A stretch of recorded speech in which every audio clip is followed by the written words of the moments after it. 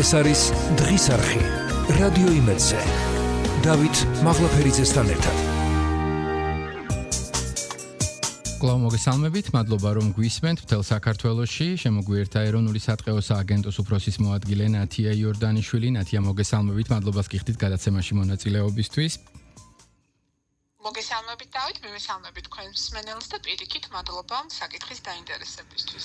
ნათია, ჩვენ მუდმივად საუბრობთ ეროვნული სატყეო სააგენტოს მუშაობაზე, ვაცნობთ ჩვენს მსმენელს და მაყურებელს იმ სიახლეებს, რასაც ნერგავთ, იმ გამოწვევებს, რაც არსებობს და დამეთანხმებით ალბათ ერთ-ერთი მნიშვნელოვანი საკითხი და პრობლემა კვლავ რჩება ხე-ტყის უკანონო მოპოვებისა და ტრანსპორტირების თემა.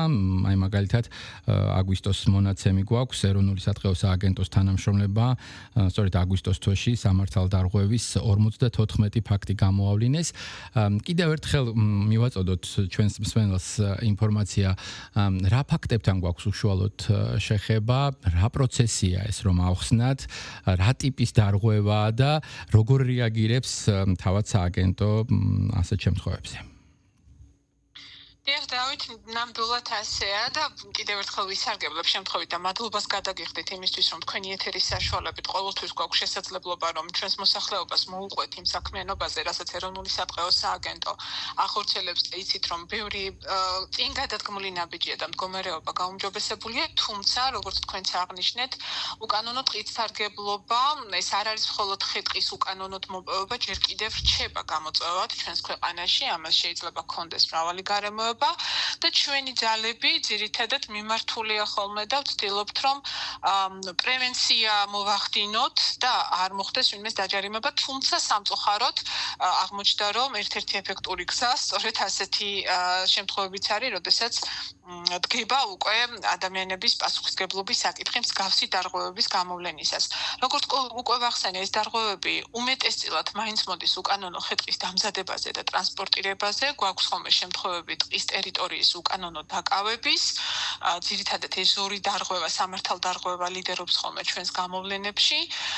ორივე კუთხით საკმაოდ მაღალია სანქციები და ესეც გახლდათ ერთ-ერთი წინ გადადგმული ნაბიჯი ბოლო პერიოდში, თითქმის გასამაგ და ადმინისტრაციული ჯარიმა და ასევე იცით, რომ სისხლის სამართლის პასუხისგებლობის საკითხით დგება რიგ შემთხვევაში, როდესაც გარემოზე მიყენებული ზიანი შესაბამის ოდენობას აღწევს და ეს შეიძლება ძალიან მცირე მოცულობისასაც კი დადგეს, ვინმეს არ ეგონოს, რომ ათასობით უკანონოდ მოჭრილ ან ასობით უკანონო მოჭრილ კუბზე შეიძლება მხოლოდ სისხლის სამართლის პასუხისგებაში მიეცეს, შეიძლება ეს გააჩნია სახეობას ძალიან მცირე რაოდენობისასაც დადგეს, თუმცა და რა რისკენ არის ჩვენი ქმედებები მიმართული და რას აკეთებს ეროვნული სატყეო სააგენტო თავისი რეგიონალური სატყეო სამსახურების მეშვეობით, რომლებიც ქვეყნის მასშტაბით ოპერირებენ რეგიონის დონეზე.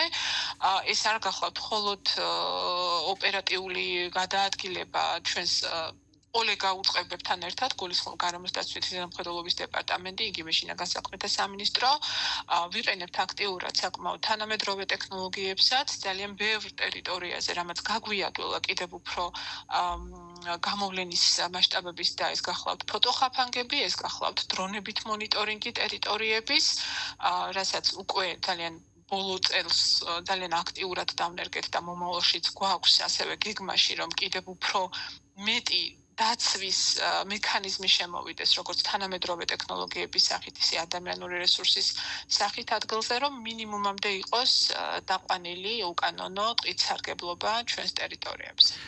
თქვენ აღნიშნეთ ტყის ფონდის თვითნებურად დაკავების ფაქტები.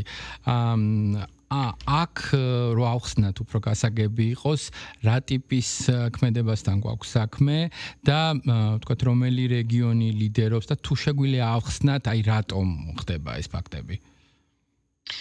ხო, სამწუხაროდ ასეა, ადამიანებს მეაჩნიათ, რომ ნებართვა არ სჭირდება არაფერს, რაც შეიძლება საერთო სარგებლობად შეიძლება მივიჩნიოთ და ტყე როგორც სახელმწიფო საკუთრება ეს საერთო სარგებლის ძალიან დიდი რესურსია, მოგეხსენებათ, თუმცა ამ პირობებში ყველას უნდა უფლებები და მოხმარება და არავის არ უნდა პასუხისგებლობები ხოლმე სამწუხარო რეალობა ხშირ შემთხვევაში ასეთიც გვხდება და გონიათ, რომ უნებართო მშენებლობა ან გარკვეული მიზნებით ტყის ტერიტორიების გამოყენება, ისეთი შეხედულებით, როგორც მათ აქვს, ეს დაშვებულია.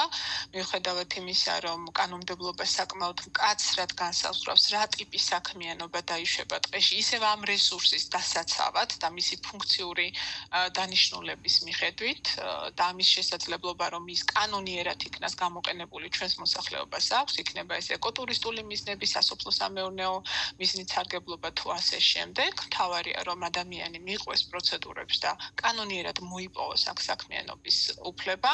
სამწუხაროდ ასე არ ხდება ხოლმე და ჩვენ გვიწევს, რომ რეაგირება მოვახდინოთ მსგავს ფაქტებზე.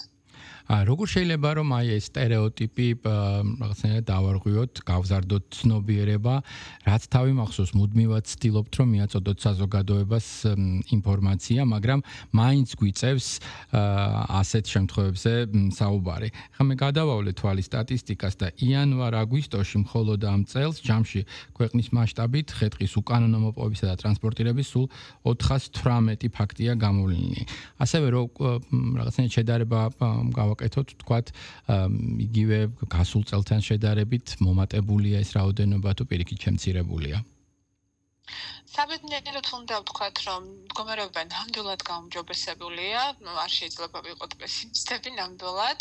მდგომარეობა გაუმჯობესებულია სტატისტიკის მიხედვითაც, უკანონო ტყის სარგებლობის და ჩვენს თანამშრომლებს, ვისაც უშუალო შეხება აქვთ ადგილზე ადგილობრივ მოსახლეობას, ისინიც ამჩნევენ იმ დადებით შედეგს, რაც ზოგადად მოსახლეობის დამოკიდებულების უკეთესი ცვლილებისკენ არის ტყეზე თუ მის რესურსების მოხმარებასთან დაკავშირებით, ნამდვილად შემიძლიათ ამათ თქვა, თუმცა როგორც თქვენ ბრძანეთ, ალბათ კიდევ უფრო მეტად უნდა მიექცეს ყურადღება, როგორც წესი საზოგადოების ცნობიერების ამაღლება, ქცევისა და ჩვევის შეცვლა საკმაოდ დიდ ხანს მოითხოვს და დიდ დროს მოითხოვს.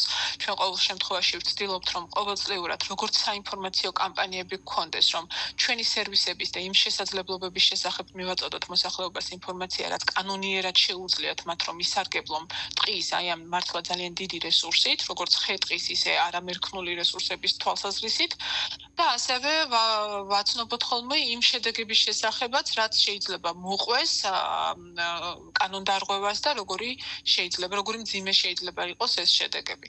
ამიტომ იმედი მაქვს, რომ მათ შორის თქვენი მედიის დახმარებითაც მომავალში კვლავ გავაგრძელებ რასაკვირველია და ვგეგმავ მსგავსი საინფორმაციო კამპანიების წარმოებას და აი ეს სტატისტიკა, რაც თქვენ ახსენით და მეც მაქვს წინ ბოლო 8 თვის მონაცემი იქნება თუ 1 თვის მონაცემი, მნიშვნელოვნად შემცირდება უახლოეს მომავალში. ნათია, თქვენ როგორც სპეციალისტი რით ხსნით ამ უკეთეს შედეგს? ეს თქვათ განპირობებულია და ეფუძნება ერთგვარი ქცევის შეცვლას, როგორც იქნა მოახერხეთ ეს თუ აქ მუშაობს ასე თქვათ ჯარიმის ფაქტორიც? არა მხოლოდ ეს ორი, ვიტყოდი რომ ეს ორი რა თქმა უნდა მუშაობს, ერთის მხრივ სანქცია და მეორეს მხრივ დამოკიდებულებების და ინტერესის შეცვლა ჩვენი მოსახლეობის იმ რესურსის, რაც ძალიან ჩვენი საარსებო წყაროა ფაქტიურად. აქ შეიძლება ითქვას ისიც, რომ დადებითი ზეგავლენა წინა თუნდაც 10 წლის პერიოდს რომ შევხედოთ საყოფაცხოვრებო პირობის გაუმჯობესება, მათ შორის ენერგიაზე ხელმისაწვდომობამ, სხვადასხვა ალტერნატიული შემოსავლების გაჩენამ შეუწყო ხელი.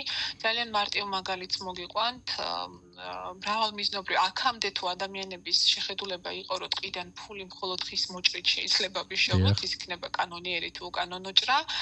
ბოლო პერიოდში ხელშემწყობმა მექანიზმებმაც, მათ შორის სახელმწიფოს მხრიდან გაწეულმა მოგვცა ის, რომ ეკოტურიზმის განვითარება იქნება ეს თუ არამერქნული რესურსებით სარგებლობა, დამატებითი ღირებულება, დამატებითი შემოსავლის წყაროს გენერირების საშუალება მისცა ადგილზე მოსახლეობას.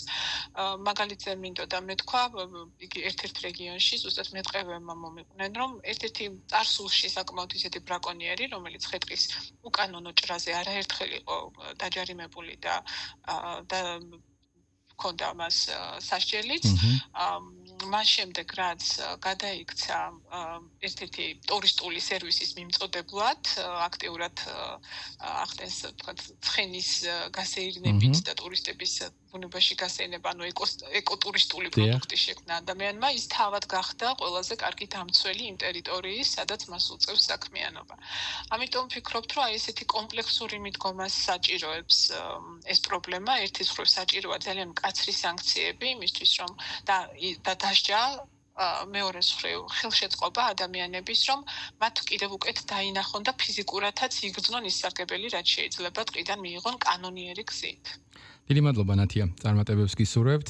მე მსმენელს და მაყურებელს შევახსენებ, რომ პირდაპირ ეთერში ვესაუბრებოდით ნათია იორდანიშვილს, ეროვნული სატყეო სააგენტოს უფროსის მოადგილეს. მან მოგვაწოდა ინფორმაცია, რომ 2025 წლის იანვრიდან აგვისტოს ჩათვლით, ჯამში ქვეყნის მასშტაბით ხე-ტყის უკანონო მოპოვებისა და ტრანსპორტირების 418 ფაქტია გამოვლინი, მათ შორის აგვისტოში 54 ფაქტი.